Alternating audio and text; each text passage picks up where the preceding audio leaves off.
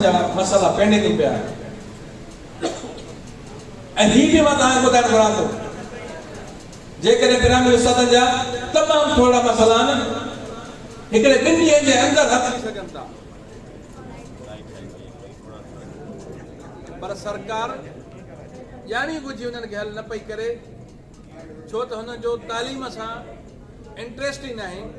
जो सिंध जो आवाम जो सिंध जे ग़रीब माण्हुनि खे उन जे बचड़नि खे तालीम सुठी ॾियनि उन्हनि जो इंट्रस्ट कोन्हे लिहाज़ा उन करे हर उहो हरबो हलाइनि था जंहिंसां उस्ताद परेशान रहे जंहिंसां उस्ताद डिस्टर्ब रहे जंहिंसां सिंध जी तालीम डिस्टर्ब रहे दोस्तो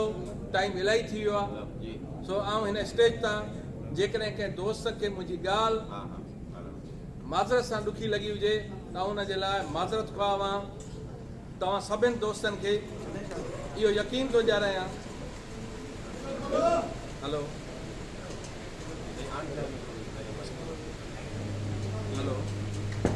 हेलो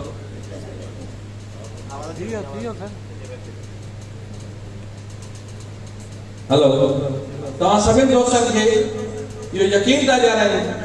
त कराची जे अंदरि 100% हाज़िरी खपे असांखे पिरामिड उस्ताद जी 100% खपे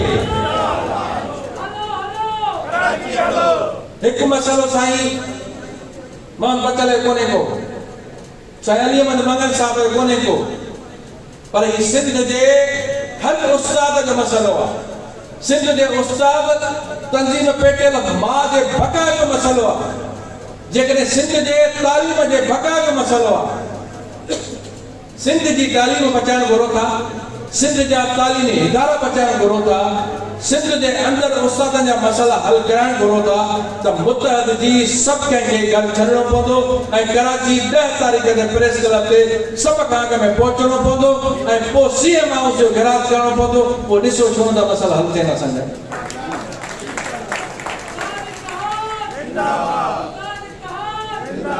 ही मरकज़ी काबीना तव्हांजे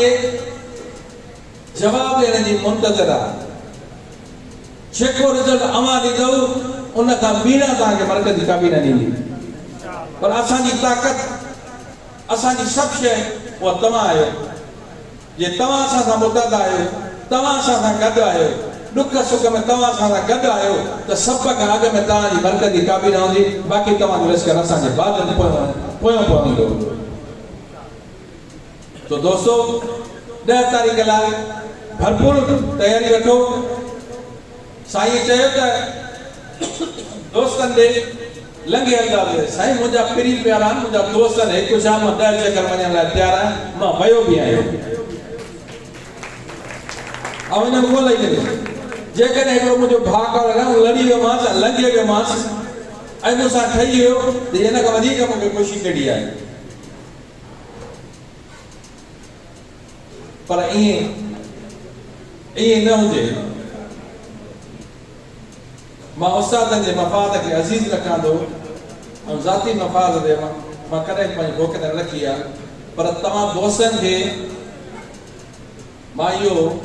ऐलान थो कयां त जेको बि दोस्त आहे दोस्तनि खे ॻाल्हायो दोस्तनि खे चयो छड़ो आङुर कटे शहीदनि में शामिल थियणो न आहे जानी माली अमली तौर ते हिन उस्तादनि जे जिदोजहद में तव्हां शामिल थियो शाना बशाना शामिल थियो इलेक्शन बि थिए थी पर इहो वचन आहे तव्हां सां त सिंध जे अंदरि